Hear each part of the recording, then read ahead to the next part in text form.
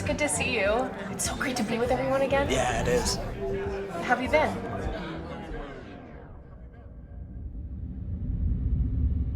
I'm not good. I haven't been good. I'm good. Yeah, things are good. That's great.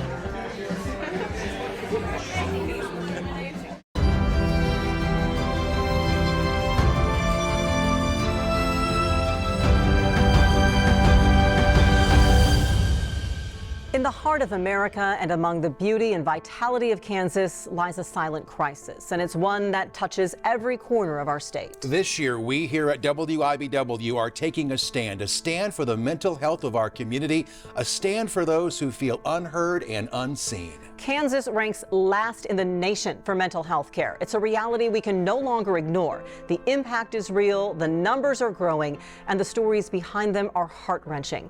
But there is hope. Hope in action, hope in community, hope in speaking out. That's why we're launching the Hear Me, See Me campaign. Through Hear Me, See Me, we are dedicating our resources, our reach, and our resolve to shed light on this crisis.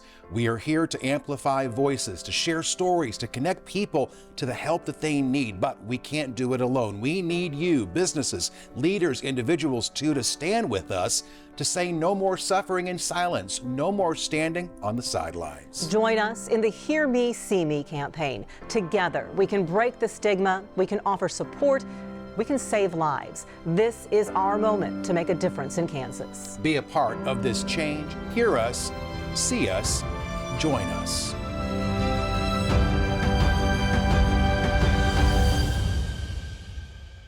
Across our community, many face mental health challenges in silence. It's time to break that silence and shatter the stigma. Every voice, every story matters. Join us in the Hear Me, See Me campaign. Let's unite to shine the light on mental health. Showing everyone they're seen, heard, and supported. Visit WIBW.com/hearmesee-me. Together, we can start the healing. Be seen, be heard, be supported.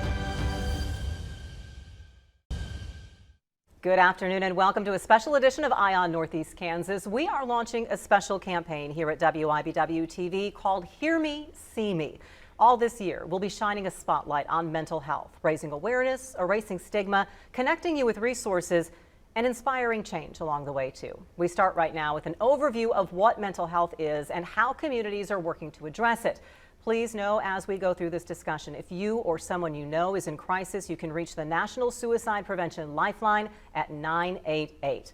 What do we mean when we say mental health? That's where we're starting today. Dr. Laura Seidlinger is Director of Medical Services at Vallejo Behavioral Health in Topeka. Jenna Dunham is Director of Medical Services at Pawnee Mental Health in Manhattan. And Amanda Cunningham is CEO of Crosswinds Counseling and Wellness in Emporia. So glad you all could be with us. And I'm so glad that we have our region represented here today. It's so important because, Dr. Seidlinger, it is a broad definition when we say mental health. What are we talking about?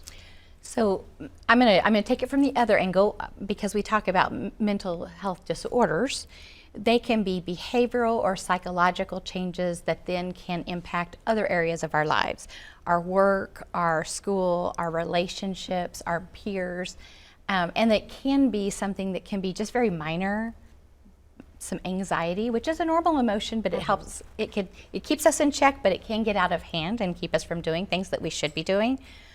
Or it can progress into more serious mental illnesses, such as the severe persistent mental illnesses like bipolar disorder and schizophrenia, as well as other psychotic disorders. How do you, Jenna, weigh out one versus the other? So those that, and we don't want to say those that don't necessarily affect your life, because that's the point. They all are going to affect your life. But those that are the severe persistent mental illness versus those that maybe people think of as something that we could perhaps more easily cope with in our life? Yeah, that's a great question. And I think a lot of it is about balance, and it's also about not operating in a silo and being able to normalize a lot of what we experience as mental health, because honestly, mental health will touch you, me, and everyone that we know in one fashion or another. And so understanding when it's okay to reach out, when it's good to get connected to resources. Maybe the answer is we always should be connected in those networks in some fashion or another. For you all in Emporia, Amanda, is there any specific challenge you see in being able to make these resources available for people across the spectrum? I think that's a really broad question. Right. I think that there are lots of barriers that we have run into over the years that we are slowly trying to get rid of and have better access and address some of those things differently. So traditionally we might have scheduled an intake or a new service and it'd take you 7 to 10 days to get in, and then another month to 2 months to 3 months to get medication and things like that. Yeah. Now we have open access. You can come in same day and get those services and then get into medications in 1 to 3 days. And so just streamlining everything and making sure that there are no unnecessary barriers for people to get in and get those services started. Let's hit on that severe persistent mental illness, because we're probably going to talk about the others a little bit more frequently as we go through this discussion. What do we talk about? What are those diagnoses that we mean when we talk about the severe persistent mental illness? The two that I think I treat the most would be the persons who have schizophrenia or psychotic disorders. They may range from some benign delusions that really don't impact their lives, or it can be other things that become almost like phobic fears, feeling like they may have devices implanted in themselves, or they can hear the TV communicating with them, and that can be very, very distressing. Oftentimes you will see people who may respond to unseen others, or they may feel like something's touching them that's not there. Mm-hmm. And so, and the bipolar disorder is more of I describe it more as an emotional roller coaster, because people can be very high and then very low, or very irritable and then very low. And just finding that balance and getting somebody off that emotional roller coaster, getting those moods regulated towards the middle where normal people live. Right. What is normal? Now, there is no such thing as normal. And I guess that's one of the points, is that we don't look at any mental illness, no matter the severity, as any different than we look at medical issues like high blood pressure, diabetes, even like cancer. When we hear these diagnoses, Jenna, can people with those types of severe persistent mental illness live in the community? Yes, absolutely they can.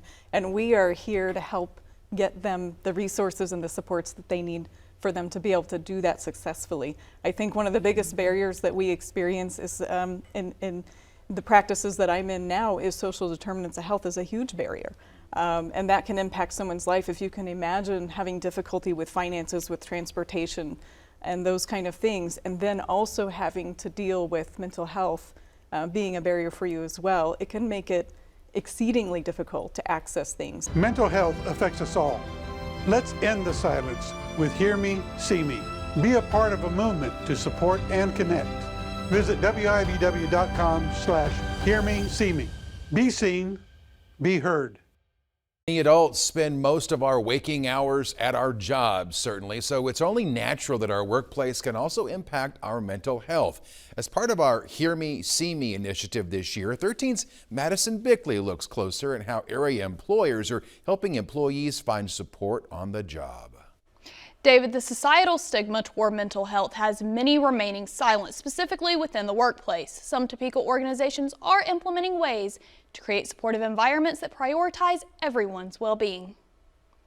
The team at Advisors Excel saw firsthand how avoiding conversations about mental health can change the course of someone's life. We had an unfortunate situation, really unfortunate, where one of our key team members took his life. To see someone who was such a close friend and such a strong person, literally one of our absolute top performers here that people would turn to for everything, and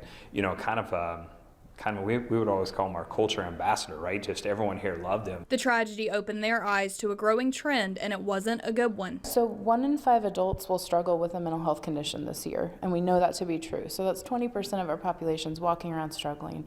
But the average to seek treatment is 10 or 11 years before a person accesses therapy or some kind of official treatment to treat the diagnosis. The situation raised a question. How do we make this easier for people to say, yes, I do need to go talk to someone? The company hired an on-site therapist, and demand was so great they recently added another. They're also trying to foster an environment amplifying what it means to be seen and heard. When we really push and say, hey, I care about you and I really want to know the truth, I don't know a single person in this world that doesn't react to that positively of like, oh, someone sees me, someone cares about me. Knowing the warning signs can be tricky if you don't know where to start. Vallejo Behavioral Health offers community mental health first aid classes that walk you through those steps. With mental health being a top line item right now of people's concern and discussion, we feel it's really important that these classes are offered. We're very proud to be able to do that at Vallejo,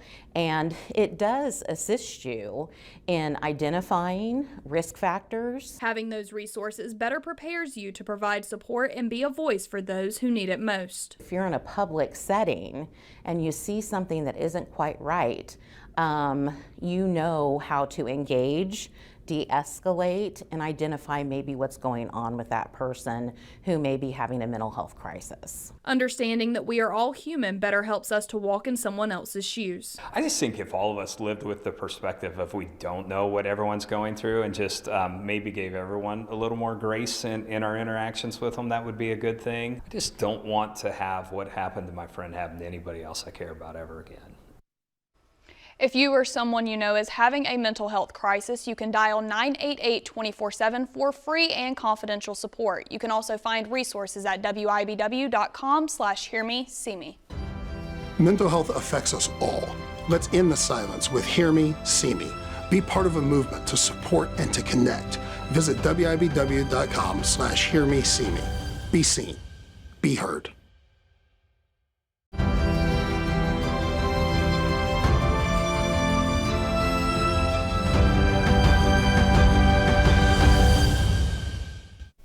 Welcome into the Eye on Northeast Kansas Hear Me, See Me podcast. Hear Me, See Me is a project of WIBW-TV, our year-long effort to raise awareness of mental health, some of the issues people face, some of the resources that are available, and beyond all, letting everyone know that there is hope. We're also sharing stories, and today we are joined by Ms. Felicia Glass. Felicia, you're a social worker, you're a counselor, you are just a person who is knowing everything.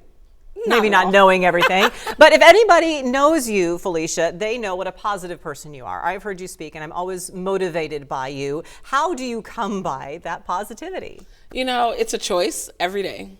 Every day it's a choice. Welcome into our Hear Me, See Me podcast. Hear Me, See Me is a special mental health awareness project of WIBW-TV here in Topeka, Kansas. As we kick off May's Mental Health Awareness Month, we are blessed to be joined today by a member of the family that really revolutionized psychiatry and psychological care and how we have come to understand mental health in this country. Dr. Walt Menninger, thank you so much for being here. You overestimate what we did, but thank you. We've been sharing stories with you here on the podcast, and you've heard people say all the time, check on your well friends, check on your happy friends. That's what we dive into today. Tevin Harmon is a content creator. A lot of people have come to know him in recent months when he started doing these videos about, I'm from Topeka, of course, XYZ. He also has started a couple new podcasts of his own, and Tevin is here with us today to share his story. So thank you very much. When we read the bio, I was kind of trying to find out a little bit, who is Tevin, right? Because you're everywhere these days. And then I see mental health advocate, and that made me explore your story a little bit more.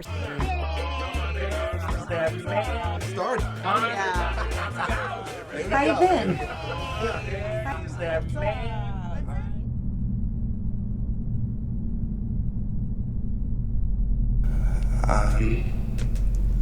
Not good. And it's been so long since I felt happy. I just feel so lost and alone and like nobody understands.